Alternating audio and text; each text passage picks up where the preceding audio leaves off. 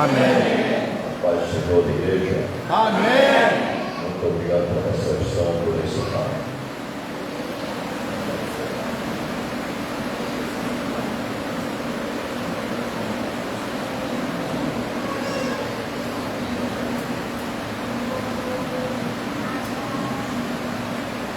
Bom momento aqui estamos, razão de chegar no horário avançado, porque hoje o pastor, depois daquela manhã de almoçar na igreja, já ficar mais um tempo tratando alguma coisa,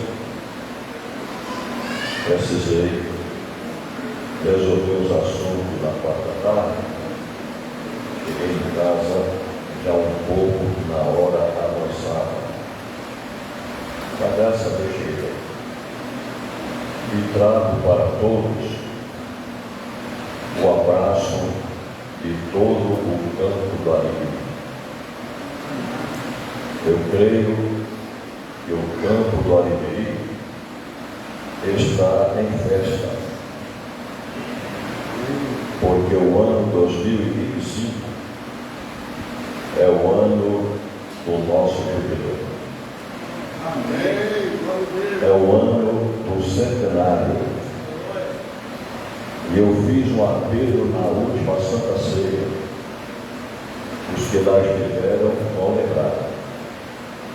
Eu disse que o centenário esteja no coração de todos nós. Porque se não estiver no nosso coração, será apenas uma data que vem por aí. Mas estando no nosso coração, o que eu espero que esteja, significará, se já não está significando, um ano de gratidão a Deus. E o mês de maio das comemorações, o desaguar das comemorações, e os demais meses do segundo semestre serão os meses da continuação de cada departamento do ano do jubileu. Deus gosta de festa, quem sabe disso? Amém. Alguém já viu? Já leu lá? Quando Moisés foi ao Egito tratar com o faraó a libertação do povo, Deus disse a Moisés: traz o povo para este lugar e me prepara uma festa. A festa de Deus não é bolo e guaraná, que é bom que tenhamos, não é, Mancheirão? Faz parte da cultura, não é, Mateus? O bolo e o guaraná faz parte da cultura, mas a festa para Deus é espiritual. A festa para Deus é o culto, e o culto implica adoração, o louvor, a gratidão e a glorificação. Elementos imprescindíveis do culto. Indo para a igreja, no caso o templo, como aqui estamos hoje, e não tiver no coração este sentimento, o culto é apenas um encontro social. Mas quando esses sentimentos estão gravados no coração, o culto se torna real. É o culto que agrada a Deus. E eu creio, né, Valdir? Eu creio que o centenário é um ano de gratidão. E o mês de maio já tem divulgado nas palavras. Serão as comemorações. E elas estão envolvendo, creio eu, especialmente em 3 reuniões que já fizemos na igreja, hoje pela manhã, uma delas, com a presença da liderança das nossas convenções. E hoje, inclusive, alguns pastores presidentes de igrejas. E no café da manhã, conversando, tratando com o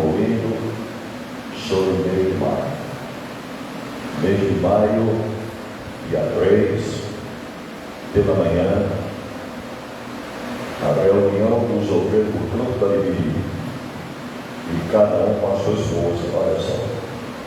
Imagina, ouviu, meus amados irmãos, obreiros, minhas irmãs e esposas dos obreiros, cheguem em casa e botam na geladeira aquela mensagenzinha do hino.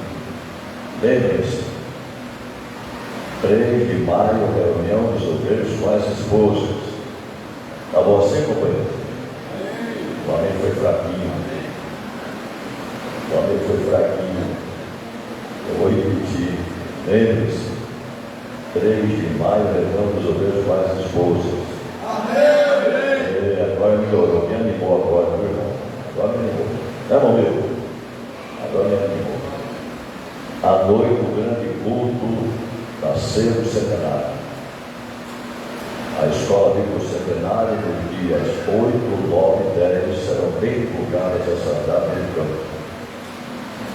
E nos dias 30 às 19 horas e 31, das 14 às 21 horas, 2 grandes cultos de gratidão a Deus pelo centenário.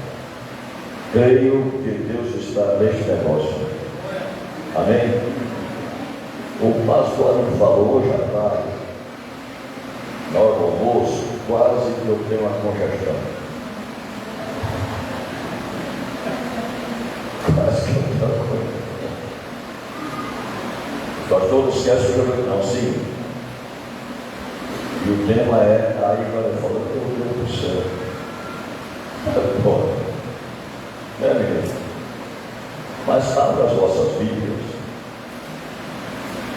no Evangelho de Mateus,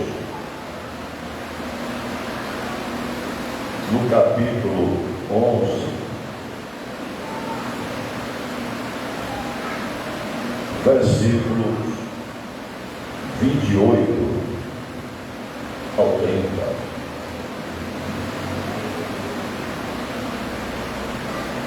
Trago para as irmãs saudações e abraços da Roseli, cujas irmãs, em grande parte, em todo o campo da Manchena, estiveram reunidos na belíssima tarde no sábado. O templo ali estava lotado. E as irmãs aqui presentes, um grande momento, a grande ocasião.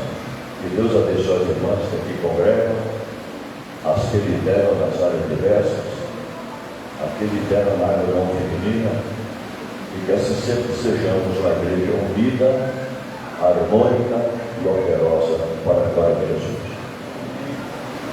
Vinde a mim, todos os que estáis cansados e oprimidos, e eu vos aliviarei. Tomai sobre vós o meu jugo e aprendei de mim, que sou manso e humilde de coração, e onde encontrareis descanso para a vossa alma, porque o meu jugo é suave e o meu fardo é leve. O tema do centenário, e eu creio, pastor Alas, deverá ser um tema que já vem divulgado de alguma forma, bem diferente do usual das festas, porque fala de reconciliação. Quando eu pedi a Deus em minha mente colocar algo para eu conversar com os companheiros do Ministério, sempre da Liberi, tudo a gente resolve naquele plenarinho, né? Que trata ali do plenarinho, os obreiros que chegam estão naquela sala, a gente conversa. E me veio à mente Ministério da Reconciliação. Não é comum a festa da igreja com esse tema, especialmente se tratando do centenário. Mas Deus assim nos colocou na mente E foi concordado, e hoje já é o tema oficial, graças a Deus. Para os que estudaram grego, o pastor, são dos professores aí, pastor. Catalasso é o termo do original do Novo Testamento que Paulo, inspirado por Deus, registrou reconciliação na carta aos Coríntios. Que na sua interpretação, e aqui eu fiz usado no Novo Testamento, significando restaurar um estado de harmonia perdido.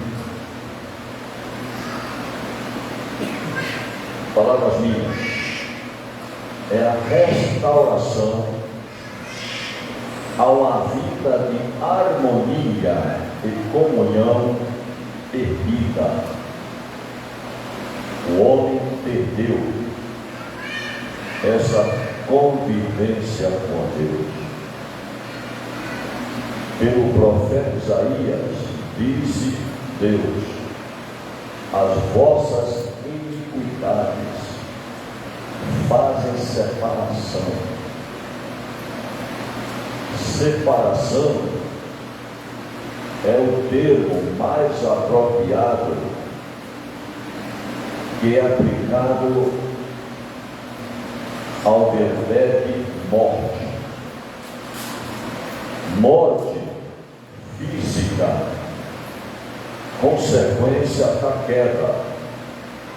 Estudamos domingo passado, ou melhor, ontem, na classe dos adultos na escola dominical, irmão Mateus, sobre a queda, o que resultou da queda, a completa e irreversível, humanamente se tratando, da comunhão com Deus. Irreversível.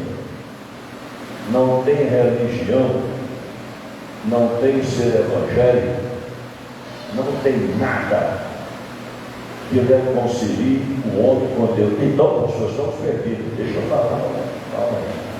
Porque eu sou evangélico, está aí. Eu também sou. Mas evangelho é um termo moderno. Sabia, evangelho? Porque quando começou a obra, e especialmente pentecostal no Brasil, os primeiros crentes pentecostais eram chamados de bodes pela sociedade e por alguns irmãos de igrejas tradicionais. Sabia disso? Bodes. E alguns ironizavam especialmente os católicos. São os crentes da capa preta, significando a Bíblia. Então, historicamente, nós éramos bodes, não para Jesus, mas para eles. Aí foi evoluindo. E aí nos identificaram com a reforma. Como se trata historicamente de reforma protestante, foram mais amenizados conosco. Eu digo os nossos antepassados. Começaram a chamar de protestantes. Protestantes. Aí eles são protestantes. Aí foi evoluindo. Foi evoluindo. Aí nos passaram a chamar de crentes. Os crentes. Olha só, está melhorando. Lembra disso, meu amigo? Lá em Santos era assim? Era desse jeito. Desse jeito. Eu digo um testemunho de dentro de casa. Meus avós foram pioneiros dessa igreja do Rio Grande do Norte. Então ele foi chamado de bodes, de capas pretas, depois protestantes, foi melhorando o tratamento. Crentes, né? E agora evangélico. A moda agora é ser evangélico. E os cantores gospel. Gospel. Alguns não sabendo falar inglês, chama gospel. Mas não é gospel, não é gospel. Gospel é a palavra em inglês que ele traduzido para nós chama-se evangelho. É a mesma coisa, é só chique. É chique. Cantor gospel é chique, é chique. Não é? Está entendendo o que eu estou falando? Amém. Então agora é evangelho. Bancada evangélica do Congresso Nacional. Olha. Ministro do Supremo Tribunal Federal é evangélico. E o governador é evangélico. A dona de casa é evangélica. Nós somos evangélicos. Evangélicos num termo social e que também se tornou no Brasil um termo oficial. Como, pastor? Como? É que quando o IBGE faz o censo agora, eles perguntam a religião. Qual é a religião? Aí a gente responde, evangelho. É ou não é? É ou não é, Mateus? Evangelho. Não é, minha irmã? É evangelho. Então tudo isso é notícia. Sem depreciar a palavra evangelho. Jamais. O que de fato nós somos, se é que temos essa convicção, não importa que nos chamaram de hobbies.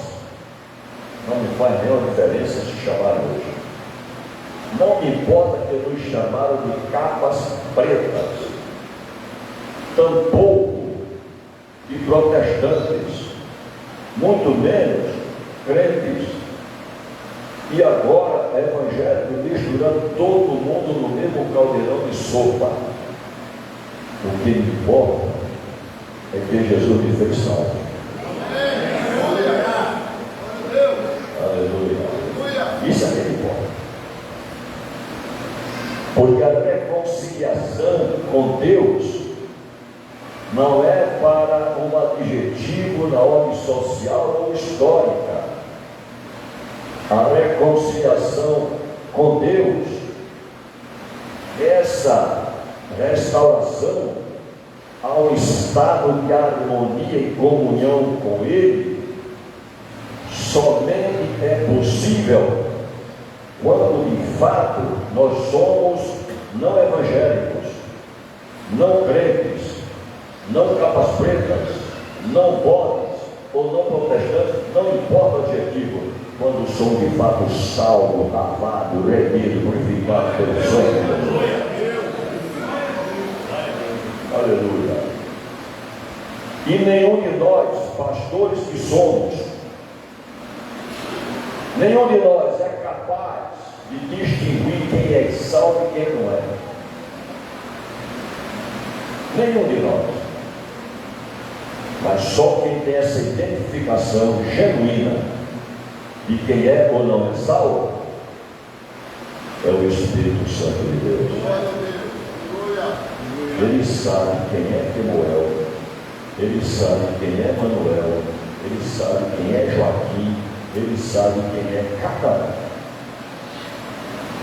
Ele conhece quem é ele porque vai tocar, vai cantar ou vai dirigir um culto, ou vai pregar. Ele conhece. Ele conhece quem vem à igreja para exibição de alguma coisa, se não der oportunidade, fez surdo e não vou mais, aí já me chamaram, vou para lá, vai. Não faça questão de vá. Se é convidado, o caráter é de cada um, vai. Ah, mas Deus falou comigo, se falou, obedeça, sempre falou.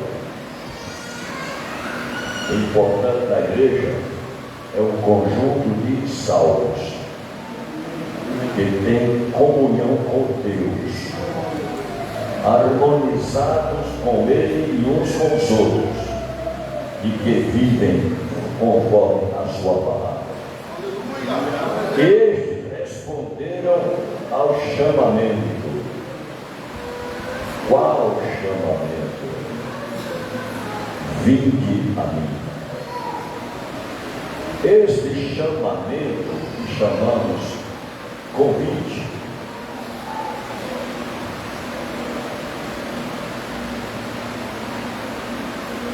E eu prefiro, embora compreendendo e também falando que é um convite, eu prefiro admitir que é um chamamento,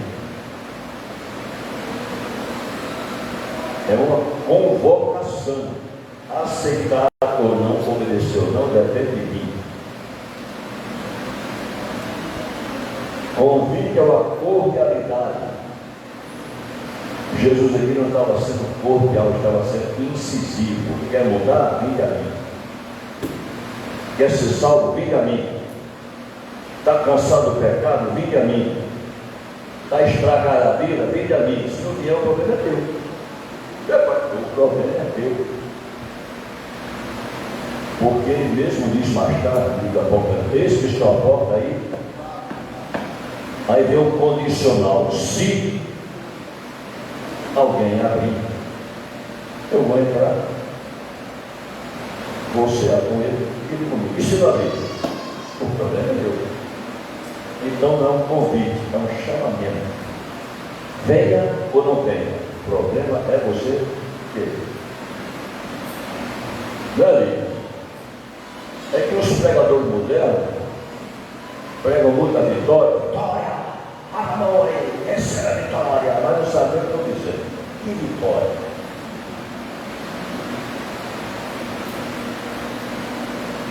Nós já vivemos em Cristo e não por nós a vitória. Desde que ele vá aceitando como Salvador. Qual é a vitória? A vitória sobre o pecado que provocou a minha queda. Quem está entendendo em nome de Jesus? Quem está entendendo em nome de Jesus? Conta a biografia que o pregador das Bíblias, agora na minha entrada, ele pregou para um plenário de ateus na Velha Londres, plenário de ateus, e ele divulgou, quando propagou aquela reunião, dizendo bem-vindos aos ateus, que queria falar com ele. É muita ousadia. Hoje é bom falar para frente. Maravilha. É mesmo? Fala para frente, é beleza. Fala para macumbeiro. Fala para comunista. Fala para Deus. Tem que ir muita graça de Deus. Argumentos são bons, necessários, teologia também. Mas vai com a graça de Deus, senão vai perder tempo, senão vai criar dificuldade. É verdade. E ele pregou para um plenário de ateus. E em pregando, fez algumas pausas. E em cada pausa dizia, vou fazer uma pausa, porque quem estiver incomodado com a sua forma de entender, pode se retirar. Fazia a pausa, não sei ninguém e continuava. E assim fez algumas pausas, dizendo, pode se retirar. Ninguém arredava o pé. E no final alguns aceitaram Jesus como Salvador. Aleluia. Bendito seja o nome de Jesus. Ou seja, desligado, digo eu, da comunhão com Deus, pela questão da queda gerada pelo pecado, não há solução humana, por mais teóloga que seja, e nós aplaudimos a teologia. Mas do pastor Moiciru, numa ocasião, eu ouvi uma coisa que foi para casa pensando. Ele não combateu a teologia, ele era teólogo. Eu Moiciru, da eternidade, ouvi e servou Moiciru, pastor Moiciru. E uma ocasião, ele ministrando falou assim: teologia não salva. Teologia não batiza com o Espírito Santo. Teologia não cura, teologia não ressuscita mortos, não batizamos os convertidos em nome da teologia, tudo é em nome de Jesus.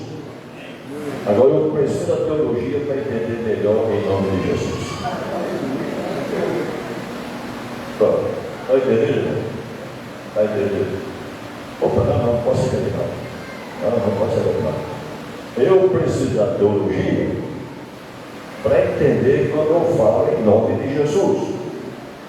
Quem está entendendo aqui? Quem está entendendo? Então, quando eu digo que Jesus aqui não fez um convite, igual o convite de Jesus, Jesus fez um chamamento. Um chamamento. Vinde a mim, não quer vir, então não quer vir.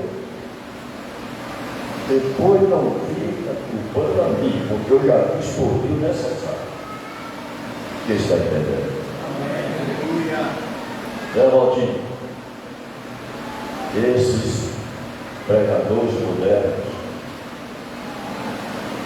que pregam para expor simpatia ou agradar público e não entra no cerne da questão,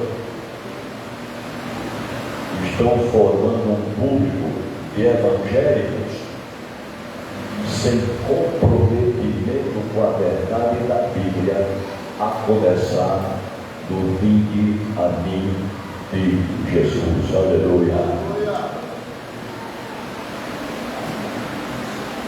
A reconciliação implícita nesse chamamento, já falei, é um dos temas mais profundos da Bíblia Sagrada. Entendeu? Entendeu? Todos os temas, se é que a Bíblia é temática, as mensagens temáticas começaram no século XVII. Tu sabe disso? A primeira faculdade teológica na Alemanha, pós-reforma, os professores, principalmente da cidade de Hermenêutica, começaram a dizer que toda mensagem precisa de um tema. Mas eu ouvindo na época os meus pastores, eles diziam: o tema da Bíblia é único, é Jesus. E agora? Fala aí.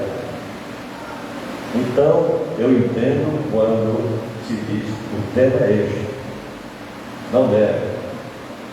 Mas o tema não nos prende a mensagem. Nos orienta a mensagem. Porque o tema da mensagem é fraquinho, já falei que é. O tema da mensagem é Jesus. O tema da mensagem é Jesus. Mensagem sem Jesus é vazia de Bíblia. É verdade. Viu, irmão? Viu, meu amado? Mensagem sem Jesus é vazia de Bíblia. Porque nós dizemos, meus jovens, e aprendemos que a Bíblia é cristocêntrica. Ele falou assim: examinai as Escrituras, porque são elas que de mim. Entendeu o tema? Entendeu o tema? São elas que de mim. Olha lá, igreja. São elas que de mim. E vós cuidais ter nelas a. Então o tema é Jesus. Então digamos que não são temas, são subtópicos. Porque o tema é Jesus. Quem entendeu o nome de Jesus? Amém. Não estou contrariando entendimentos, eu estou me baseando no aprendizado. A reconciliação, repito, é um dos temas mais profundos da Bíblia. Aonde começa a mensagem da reconciliação? Alguém sabe? Biblicamente, alguém sabe aonde começa essa mensagem? Se é que eu posso falar mensagem, aonde é?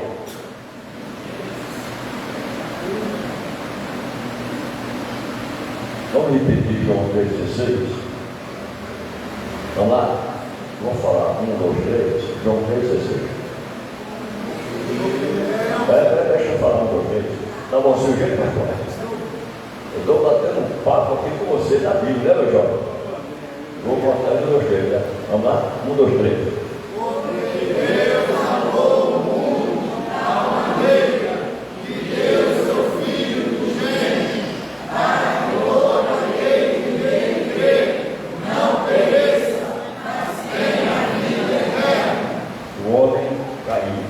Pegou a queda, a depravação humana. Salmo 58, versículo 3. Vamos imaginando? Imaginando? Alguém abra Salmo 58, versículo 3. Fique em pé, leia devagar, porque eu vou ler para o público devagar. Para que eu ler correndo, é devagar. E bem alto para ser inteligível. E ouvir. Vamos lá. Salmo 58, versículo 3. Minha irmã, deixa um pouquinho de cabelo.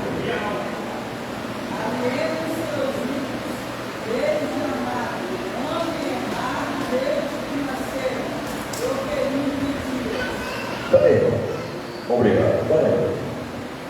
Aqui tem várias mamães, estou vendo ali um bebê no colo, várias mamães. Pelo amor de Deus, será que aquele bebê era falando mentira?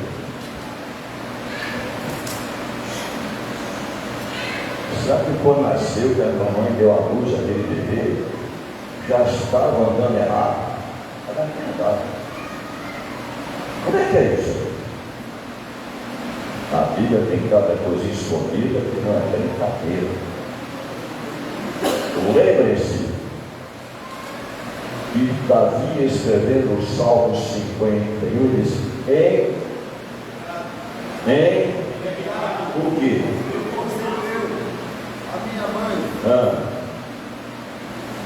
Será que esses pregadores que não lêem a Bíblia e querem fazer média, já tem até alguém que está dizendo que Davi era filho de uma adultério da mãe dele, que absurdo, que troço terrível. Cuidado com essas internet, com esses pregadores modernos que não estudam a Bíblia e ninguém ajudar. Ali está falando da consequência da queda, que mais tarde Paulo, escrevendo a carta romana, lá nos capítulos 5, falou: porque por o homem entrou o pecado no mundo e com ele a morte. Assim que todos pecaram. Está ali a razão daquela palavra. Então, quando aquele bebezinho nasceu, quando o bebezinho que não nasceu em 10 de maio de 48, já chegou identificado nessa natureza. A natureza da queda, da depravação humana, do pecado. A respeito do que o apóstolo Paulo falou assim, que era a luta que ele tinha. Miserável que eu sou, quem vai me desprender do corpo dessa carne? Esta miséria chamada carne do pecado, que pela do zigoto formado no ventre da mulher, no primeiro momento da junção do elemento masculino com a feminina, dentro de onde Deus propiciou a criação do ser humano, a formação do ser humano. Ali já está a presença da natureza do pecado, já vem contaminado, já vem errado. O anda ali significa o seu movimento, embora totalmente inocente e independente, mas já está identificado. Como sair dessa situação? Vinde a mim. Esse chamamento tira o homem dessa situação.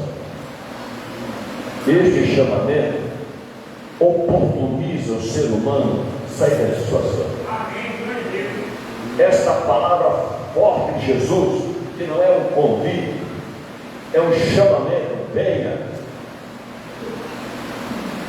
Lembre-se, em certa ocasião, o centurião procurou Jesus e diz: Jesus, eu sou homem de autoridade. Eu digo: vai, vem, não mais autoridade que eu. Eu sou homem de autoridade, venha. Não tinha problema de falar. Quem está entendendo? Quem está entendendo? A reconciliação implica em Jesus Cristo. A reconciliação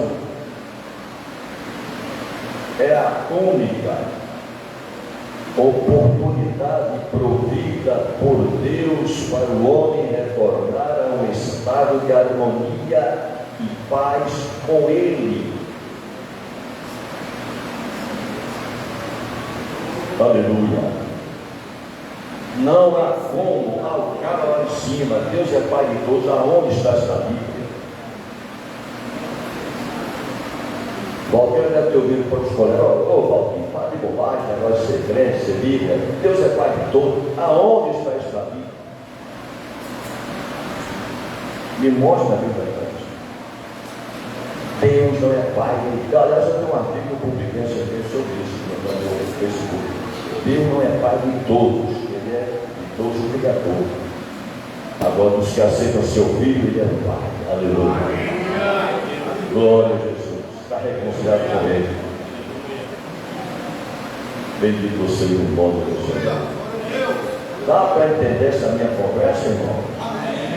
Está dentro do Espírito do culto?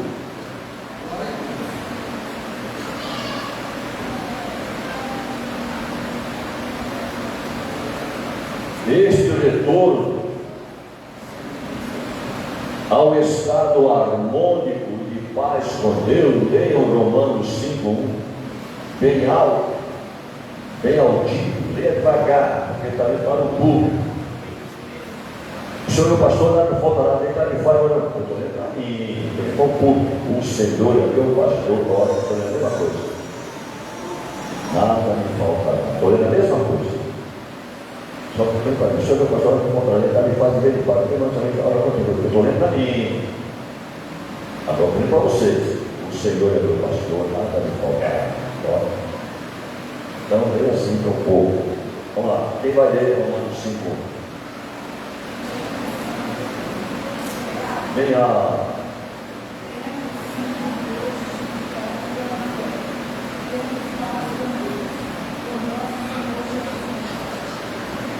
Sendo justificado pela fé, temos paz. Quem tem paz tem harmonia. Quem tem harmonia tem comunhão. Quem tem comunhão tem intimidade. Quem tem intimidade tem modo de viver conhecido dentro da realidade. Bendito seja o nome do Senhor. A reconciliação nos leva a ter paz com Deus. A tarefa queima por nosso Senhor Jesus Cristo. Vinde a mim por nosso Senhor Jesus Cristo. Bendito seja o nome de Jesus. O relacionamento rompido pelo pecado, portanto, somente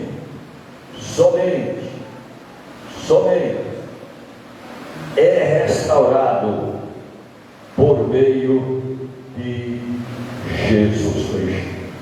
Aleluia. Glória a Deus. Amados, a Bíblia afirma que Deus criou um mundo bom e projetou nele uma humanidade para ser pacífica. harmoniosa. O diabo estragou tudo. O homem deu mais ouvido ao conselho do diabo do que a determinação de Deus.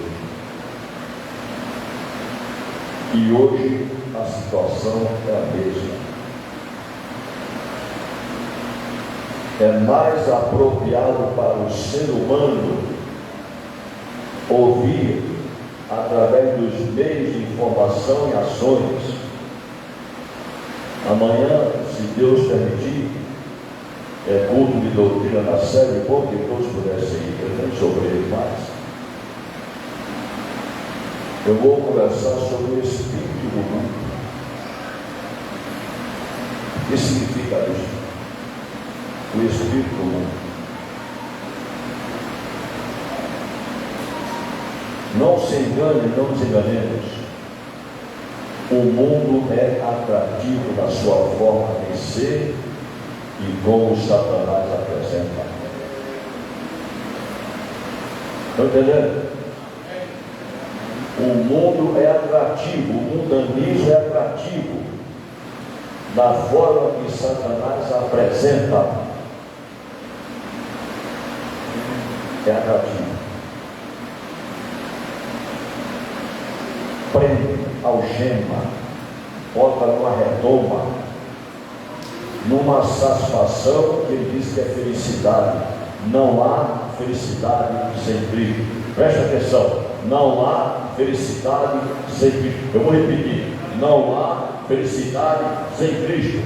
O mundo pode causar satisfação, mas felicidade é só em Jesus.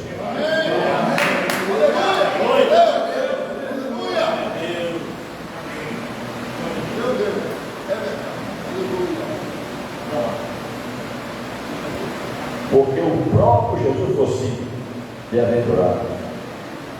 Bem-aventurado é a plenitude da felicidade que somente Ele dá. O Salmo 1, o primeiro, identifica essa questão. Bem-aventurado o varão que não anda segundo o conselho dos ímpios, nem se assenta na roda dos esclarecedores, nem se atende nos pecadores. Ante o seu prazer nas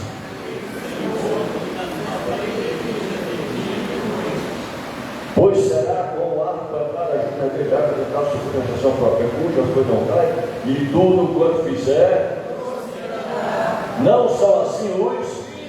Olha na ideia. Então, eles não são bem-aventurados.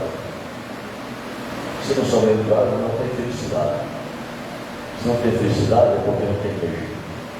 Mas quem aqui tem Cristo é feliz? Aleluia! Glória a Deus, seja dado ao nome de Jesus. Não é, meu amado? Aleluia! Glória a Deus. Apesar da queda, aí eu vou voltar para a pergunta que eu fiz: aonde começou tudo isso para que Deus me reconcilie com ele? Apesar da queda, Deus não desistiu do homem dos seus pecados. Isso, pastor. Uma coisa é ele não ter comunhão, outra coisa é ele não desistir dele. Amém? Está veiculando na internet uma mensagem que eu preguei num dos programas de televisão que nós fazíamos. Viu aquela mensagem? Eu iniciei aquela mensagem, está para quem já viu, está no Instagram daqui. A nossa vida está soltando várias informações da igreja e uma delas foi aquele programa completo. Não viu, meu amigo? E eu conto a história, não é minha história, não é minha. A história eu li nos anos 80, início dos anos 80, quando uma revista Nova da Alegria, lá de Portugal, eu lia todo mês, um dos articulistas escreveu aquela historinha dando uma ilustração. E eu gostei. Qual é a historinha, pastor? Um certo menino, bem articulado, construiu um barquinho. Aqui está construindo do jeito dele, construiu um barquinho. E morava num certo ponto lá da cidade, à beira do rio. Ponta é o ponto. E brincava ali no rio com o barquinho para lá e para cá, mas um daqueles dias o barquinho perdeu o controle e foi de correnteza abaixo, foi embora, não é nada dele. Ele chorou no barquinho, fazer o quê? Em uma certa ocasião, o pai foi a uma cidade beira-rio. Uma cidade beira-rio, abaixo da correnteza. A correnteza passava aqui e passava lá na cidade. E quando o pai tratava os seus interesses, o menino viu lá numa avenida qualquer o barquinho dele, olha o barquinho. E foi lá o senhor da loja e disse: olha, me dá meu barquinho, o barquinho é meu. É teu. E ele contou: não, eu fiz nada para lá, agora eu achei, estava aí. Se você quiser, paga o preço, quanto é tanto. Foi ao pai, contou a história, e o pai, vai lá e conta. Ele veio, resgatou o barquinho com um preço que foi escrito por aquele que estava se fazendo dono. E voltou a agarrar com o barquinho, dizendo: barquinho, você é meu 2 vezes. Uma porque eu te fiz, outra porque me comprei. Aleluia. Era ilustração, né, Evangelho? As professoras ficam bem, está muito bom para as crianças, né? Muito bom para as crianças. Aonde começou essa reconciliação planejada? Por um acaso? Um segundo aí, mas não caiu. E agora? A Bíblia diz que na eternidade já estava planificada a nossa reconciliação com Deus. Deus, antes da acusação do mundo, já tinha o Cordeiro morto para hoje dizermos: graças a Deus, eu sou de Deus 2 vezes. Uma como criatura, todos são criaturas. Outra porque Ele nos resgatou com o sangue de Jesus. Eu sou dele, aleluia. Estou reconciliado com Ele. Se é que de fato eu esteja. Aleluia. Não é, meu irmão? Quem está entendendo esse aqui? Quem está entendendo o nome de Jesus? Glória a Deus. Paulo disse que era vendido ao pecado, literalmente ele usou essa palavra no capítulo 7, sou vendido ao pecado. Mas mais tarde ele diz que Jesus se fez homem que com o corpo da sua carne, ele pagou o preço do pecado da minha carne. Eu sou comprado por bom preço, bendito seja o nome de Jesus. Eu sou resgatado com bom preço. E Pedro mais tarde diz que não é igual a prata ou ouro ou coisas que perecem, mas é o precioso sangue de Jesus. Fala comigo: eu sou. Está fraquinho, eu sou comprado por bom preço, o sangue de Jesus. É verdade? Você tem certeza disso, irmão? Ele pediu porque eu pedi, ou porque ele tem satisfação de dizer que Jesus me resgatou e me reconciliou com o Pai.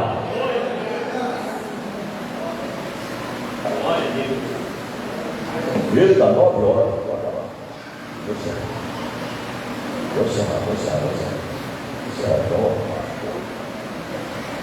depois do dia de trabalho, fica 2 horas para acabar.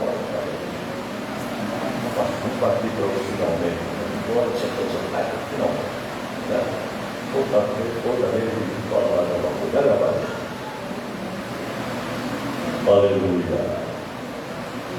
Tema do jubileu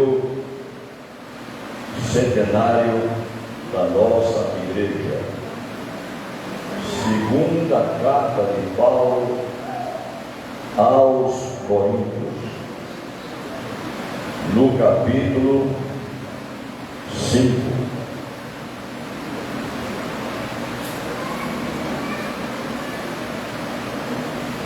A começar do versículo 17. Acharam aí? Assim que, se alguém está em Cristo, fala comigo, vamos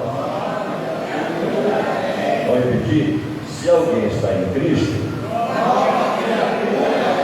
bem forte, se alguém está em Cristo,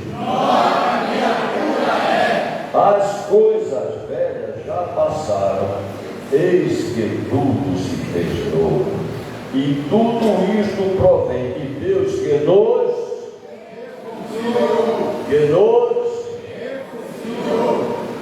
consigo mesmo. Quem foi que nos reconciliou?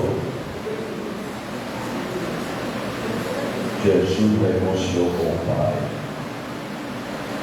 E nos deu, agora vai, o ministério da reconciliação. Olha para aí. Agora é o peso do nosso tema. Qual é o tema do centenário? Alguém lembra aqui? Temos mistérios, temos a reconciliação. Eu vou ouvir uma solta para falar com você. Temos mistérios da reconciliação. Não vi não. Está muito atrapalhado. Vou contar aí com a 3, aí começa todo juntinho. 1, 2, 3. Temos o ministério da reconciliação. Por que nós podemos falar isso? E é o tema do centenário. Por quê? Porque a Bíblia nos dá essa autoridade. Sabe por quê, irmão? Olha aqui, ó. Ele nos deu o ministério da reconciliação. Ou seja, a igreja tem o dever. Pastor, só faço, você está mandando, não estou mandando ninguém. Estou falando a Bíblia.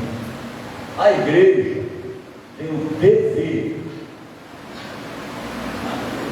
da parte de Deus, a determinação. Aquele que disse, vinde a mim com o chamamento, e nós aceitamos, ele agora está dizendo, ide e pregai.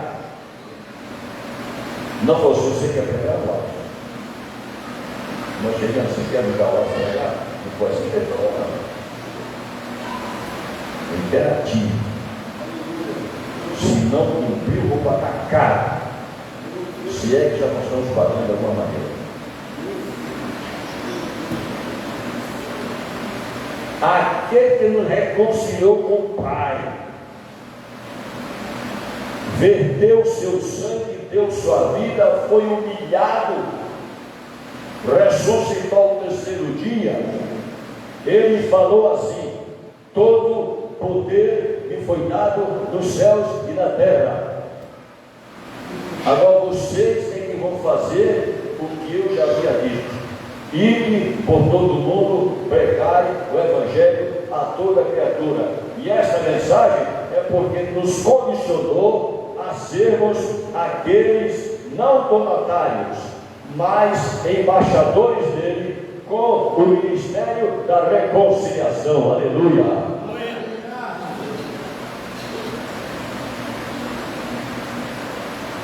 É muito bom pregar a Bíblia, melhor viver. Melhor viver. Melhor é viver. E quem vive a Bíblia obedece ao Senhor. Nas condições e circunstâncias que nos colocam. Vai lá. 5 agora. A igreja é determinada. É isso, pastor. João 17.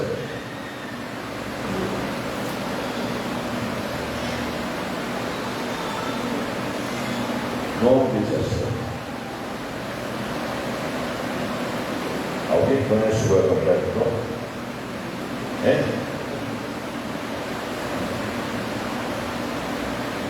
Versículo 18. Assim como tu me enviaste ao mundo, eu restante a igreja.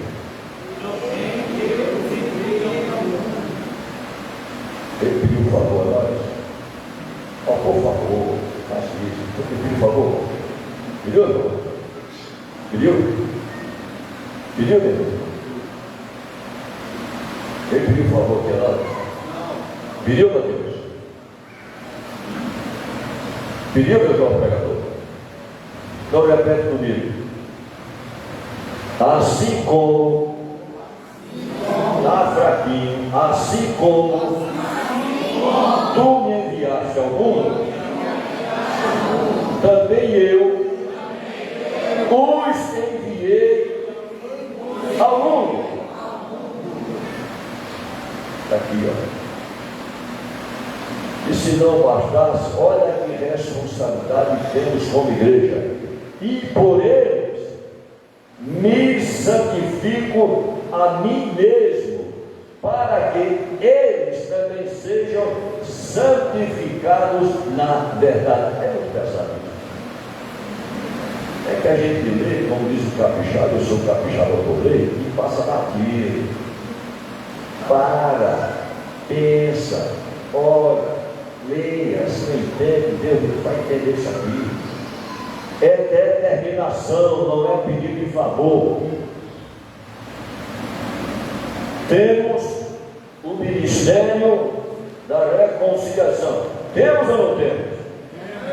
Temos ou não temos? Para quê? Para que o mundo saiba que tu mediaste.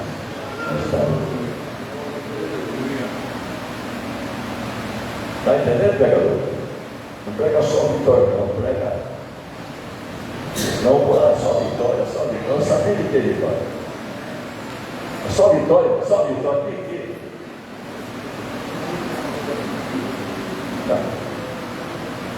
Prega isso aqui, rapaz. Isso aqui. Prega a palavra de Deus. Não inventa a história. Não inventa a história. Prega a palavra.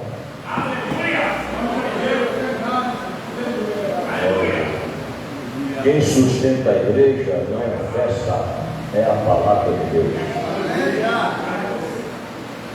Mas vamos encerrar, pastor. Quando nós cumprimos o dever que nos determinou, não pediu Jesus, oferecemos uma oportunidade,